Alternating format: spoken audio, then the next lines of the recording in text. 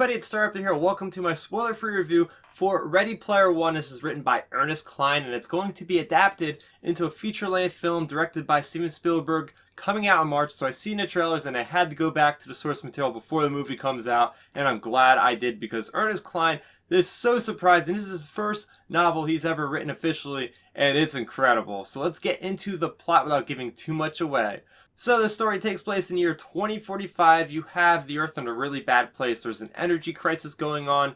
There is global warming going on. In the United States, people are all migrating to the major cities where they can hopefully get help. And it's getting so overpopulated in these places that they're actually spreading to the outskirts and starting to stack up their RVs and their trailers to kind of conserve room around, because that's how many people are kind of flocking to these areas. And in the meantime, it's almost like complete chaos, because in the streets you have people killing each other, looting, and everything you can think of.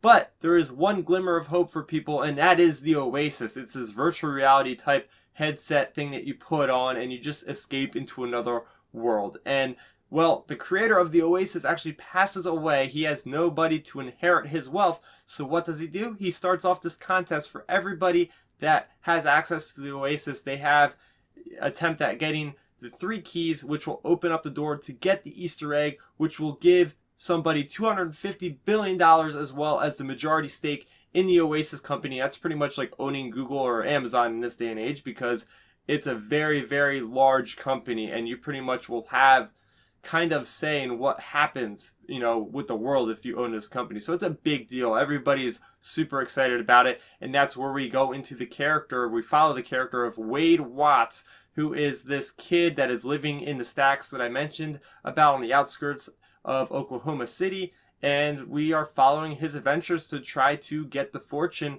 of the creator of the OASIS. And everybody does get this little rule book that's supposed to give hints. This journal, Anorak's journal, and it's all filled with these 80s references and these kind of video game references, because that is how the creator of the OASIS, John Halliday, was. He was a guy that grew up during the 80s, so he's obviously going to have a lot of that influence in the stuff he made inside the OASIS.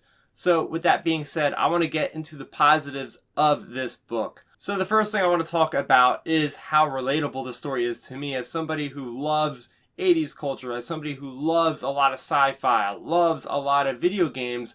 This strikes right at home with me, because there's just so many cool things that if you're into that kind of thing, you're going to notice all these references, because I don't think I've read a book with this many references ever. Ernest Cline just hits it out of the park when it comes in that department. It just is awesome. You're going around, you're seeing things like from Star Wars, you're seeing things from Blade Runner, you're hearing all these different 80s music, you're hearing a lot of the game terminology like auto run and inventory, and different items like +5 damage with swords and crazy stuff like that. If you're a real big nerd, this is pretty much a must read because of that reason alone.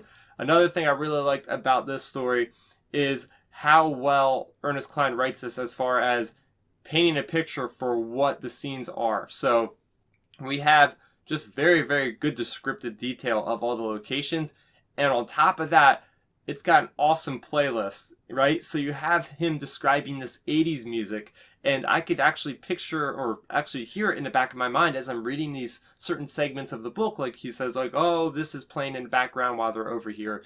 And that to me is just awesome, because I do like a lot of the 80s music.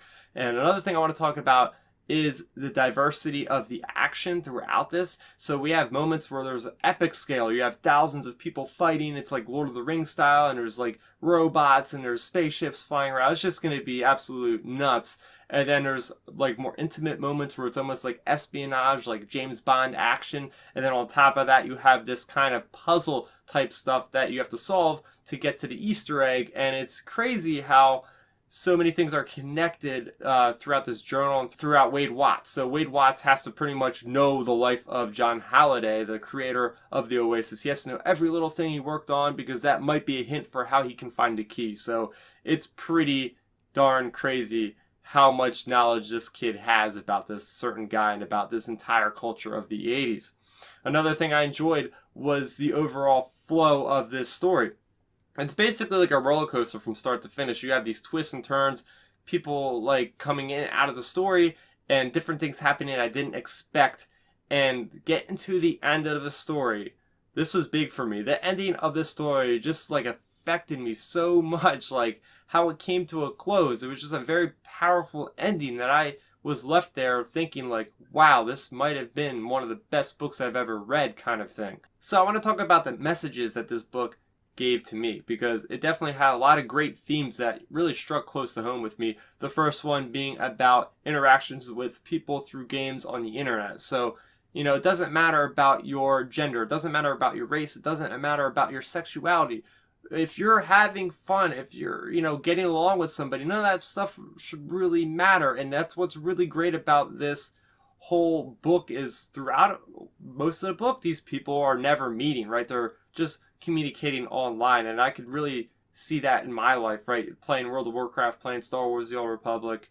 I met a lot of great friends, and I've never met them, so that was really cool. So another message that I really enjoyed was the overall bleakness of the world, as far as what will possibly happen to our world if everybody just becomes so obsessed with technology. So in the book, people are all using the OASIS. So much of the population is to the point where they become oblivious to the outside world. They really don't even go in the outside world, and that's when things just start to go downhill. So if everybody like continues to be that way in our life, like I could see that actually happening in reality. And speaking of that, going off that note, the organizations in the world, and in specifically in Ready Player One, you have this one organization that becomes so powerful that they almost become like their own government, and they're kind of left to their own devices to do anything they really want. And, you know, I could almost see that happening with some of the corporations today, some of the really big corporations. You kind of have to be a little scared about how much power these people can get, and hopefully it never gets to the point as it is in Ready Player One. So now that all the good is out of the way, let's talk about the bad. And guess what? There really isn't anything but a simple nitpick, and that's just I really wish there could have been a little bit more character development in the villain, and maybe some of the other tertiary characters. But with that being said, this book is almost perfect for me, and I gotta give it a score of a 9.5 out of 10. I could confidently say that this is one of my favorite books of all time. Like I said, it literally hits me very hard because I'm a gamer. I just enjoyed the heck out of it. It had a great story with romance. There was a lot of laughs in here. This book really has a lot for anybody, so I highly recommend it for anybody out there to check this book out. It's a super fast read. I loved it. So now it's time to start the discussion. What did you guys think of Ready Player One? Did you read it? Or do you plan on going to see the new movie? Because I sure as heck can't wait. Let's talk about it in that comment section below. Also, if you're new to the channel, welcome. I have plenty of other gaming content, Star Wars content, just a lot of stuff. So make sure you go check it out.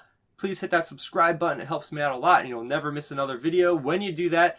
And my name's Starrapter. Thanks for watching, and bye-bye. Thanks for checking out the video. Please hit that thumbs up symbol. It helps me know that I'm making content that you guys enjoy. And if you enjoyed this video, I also included 2 videos down below you guys should check out. And please consider subscribing to this channel. It helps support me, and it notifies you guys of when I get new videos up on the channel. You can also contact me on Twitter, Facebook, and Instagram at Starrapter.